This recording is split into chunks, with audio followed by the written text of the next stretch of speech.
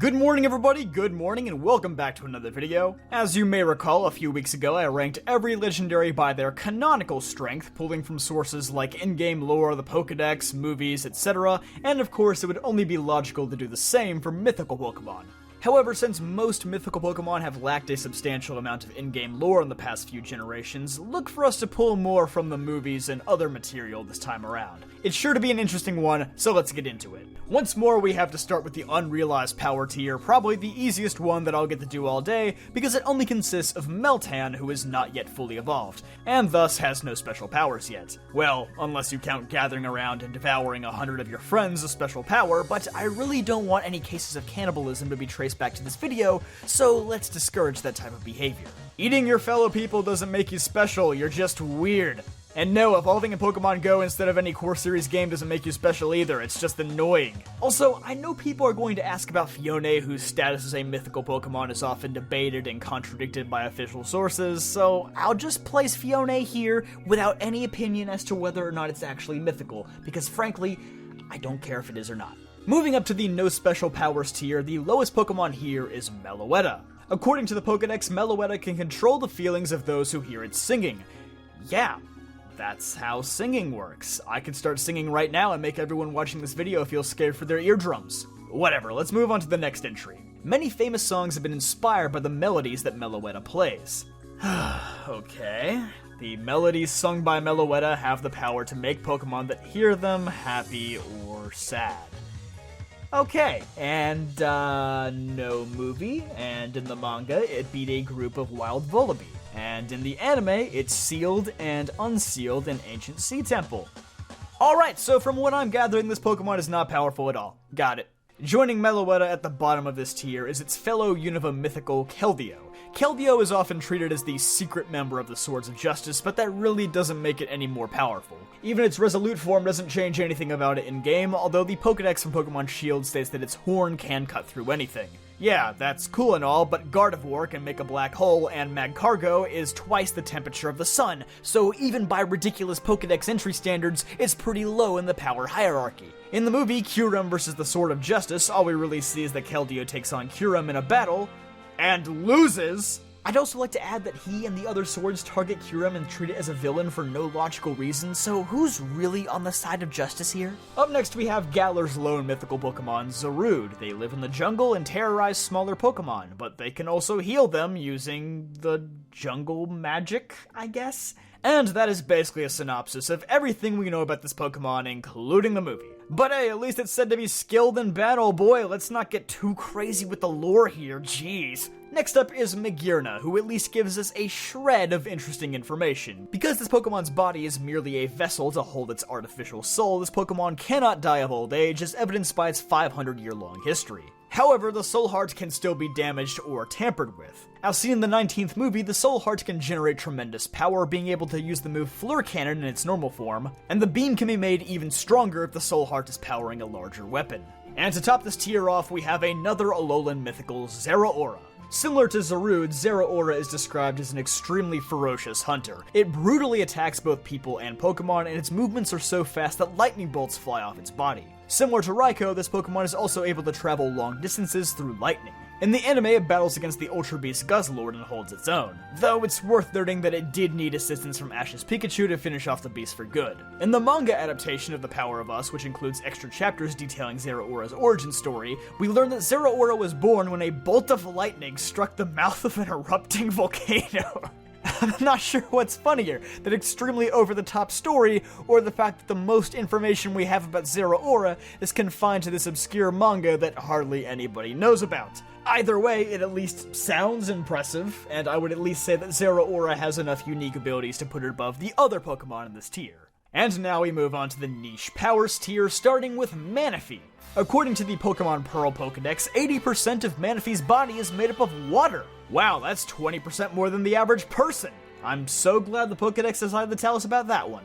But in all seriousness, Manaphy's main power lies in its signature move, Heart Swap, which can switch the minds of both people and Pokemon. This move also gives Manaphy the ability to extend its thoughts through other Pokemon, and the range of this move extends greatly in water as seen in its movie. This allows Manaphy to command all of the nearby Pokemon living in the sea to battle against a common threat, including even the legendary Kyogre. With this amount of control over its subjects, it's no wonder why Manaphy is dubbed the Prince of the Sea. Up next, Melmetal. It has the power to create iron from nothing and is the only mythical Pokemon capable of Gigantamaxing. According to the Pokedex, Gigantamax Melmetal's beams of electricity can vaporize its opponents. Other dex entries note that when it dies, it will rust and fall apart, giving birth to new Meltans, so I guess it never truly dies. And it apparently is able to deliver the strongest punches of all Pokemon, which is no easy feat considering Hitmonchan throws punches faster than a bullet train, and Machamp's punches hit as hard as a bomb going off. Similar in power to Melmetal is another Gen 7 mythical, Marshadow. This Pokemon's shadowy body is infused with the Z power of Alola, which allows it to reach its peak strength even without the aid of a trainer or a Z-Ring. We see this in the I Choose You movie, where Marshadow is able to use soul-stealing 7-star Strike by itself. It's a ruthless fighter that hides itself from the shadows of its enemies, copying their fighting styles until it becomes even more powerful than them.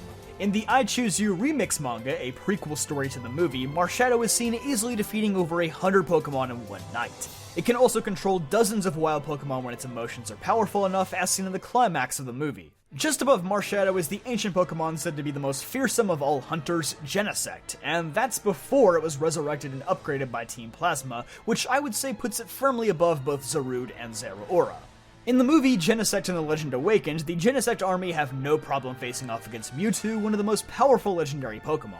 This movie was also the first time that Genesect's high-speed flight form was shown off, where Genesect folds its body into a tiny disc and flies at over hundreds of miles an hour. And resting comfortably at the top of this tier is Diancie, the only mythical Pokemon capable of Mega Evolving. Additionally, it can create diamonds by compressing together molecules of carbon in the air. I think this means Diancie could stop global warming if it wanted to, but it's just too lazy. In its movie, it's shown that when Diancie's power becomes advanced enough, it can create a massive heart diamond which powers the entire underground ecosystem of Kalos. And it is even strong enough to deflect Yveltal's Oblivion Wing attack.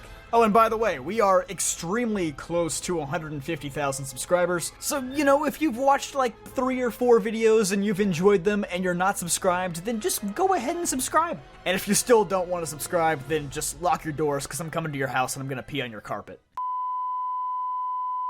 And with that, it's time we move on to the notable powers tier, starting with Volcanion. We don't know a ton about this guy, but its dex entry from Pokemon Y tells the entire story. Its steam is powerful enough to blow away a mountain. We see this power firsthand in the movie, as Volcanion's steam-powered explosions are enough to single-handedly take down Alva's massive airship. Next in line is Shaman. Now, I know what you're thinking, what on earth could this Chia Pet possibly do to land this high on the list? He just sniffs a flower, transforms, and flies away. That's his whole shtick. But the reason why I'm ranking Shaman so high is for one reason and one reason alone: the power of its signature move, Seed Flare. It's a powerful enough move in the games, but in the 11th movie we see that Seed Flare is powerful enough to blast holes in time and space. Granted, this can only happen in the Distortion world. The reverse world. Still, otherworld or not, Giratina itself acknowledged that a blast this powerful was something that only Shaman could create, finally allowing Giratina to leave the reverse world. The only drawback is that Shaman is unable to use this move without absorbing a large amount of toxins first. Just above it, we have Deoxys. In the 7th movie, Deoxys proved itself to be an excellent battler as it went head-to-head against Rayquaza at multiple points. Ultimately, Rayquaza did win their first bout, and the second time he got teamed up on by 2 Deoxys after having the upper hand for most of the fight, so I wouldn't say Deoxys is quite on the same power level as Rayquaza. Deoxys does have the unique abilities to completely regenerate its body and change forms at will, adapting it to any combat situation, but beyond that, it hasn't demonstrated any actual world-impacting powers, so here is a good spot for it. I know that Double Team clones did cause a small-scale crisis, but ultimately they proved to be considerably weak. And to top off this tier, we have Gen 2's lone mythical, Celebi, possessing the power to travel through time at will, heal and even resurrect other Pokemon, and it can create a giant CGI twig monster thingy. Cool. In Pokemon Colosseum, it's also known to instantly purify any shadow Pokemon. Similar to legendary Pokemon like Ho-Oh and Calyrex, Celebi prefers to express its power through peaceful means rather than through violence. Despite that, it's abundantly clear that Celebi possesses some of the most useful powers in the franchise. Next is the Extreme Powers tier, and I'll go ahead and say that due to the wide variety of versatile powers here, all of these Pokemon could be seen as roughly the same, so the order doesn't matter as much here. Starting us off, we have Jirachi. Now, you may be surprised to find out that Jirachi is not here due to its ability to grant wishes. As we see in the Jirachi Wishmaker movie, what a lying title that is, Jirachi's wish granting is actually just Jirachi teleporting objects towards the wisher.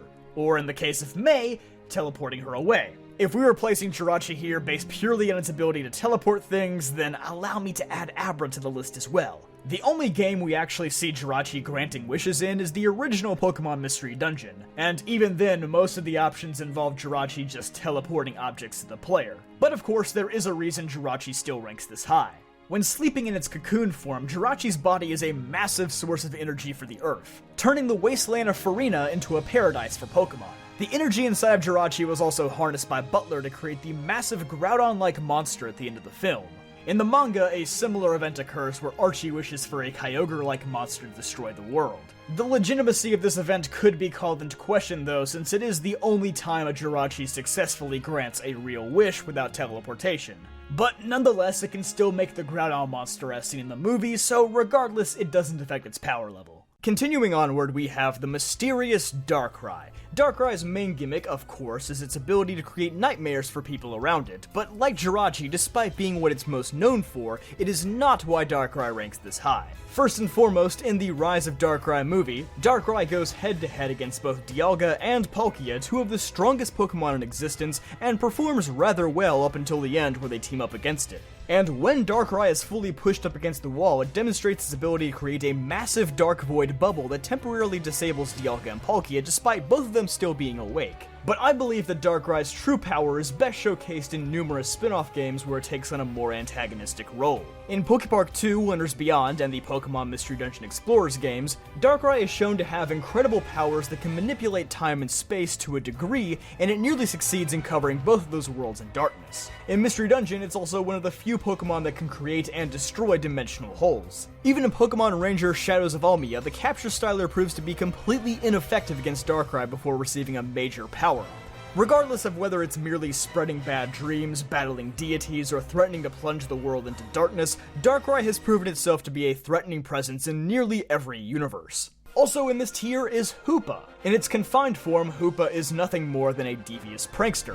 However, the Unbound form takes things to a far more serious level. In the movie, Hoopa Unbound used to summon strong Pokemon to fight for the people's entertainment, but inevitably one day Hoopa said, "Hey y'all, watch this," and proceeded to start summoning legendary Pokemon for it to fight and defeat. And we're not talking small fry legendaries either. No, this crowd includes big hitters like Regigigas, Zekrom, and Reshiram. If that wasn't impressive enough, Hoopa Unbound can also control other legendary Pokemon, including some of the strongest ones out there like Groudon and Giratina. Similar to the dimensional holes that Darkrai utilized, it appears that Hoopa's rings are also able to reach through time and space. Naturally, another Pokemon that had to make this tier is the victory Pokemon Victini, said to bestow victory upon any trainer who controls it in battle, through an ability that buffs accuracy by 10%.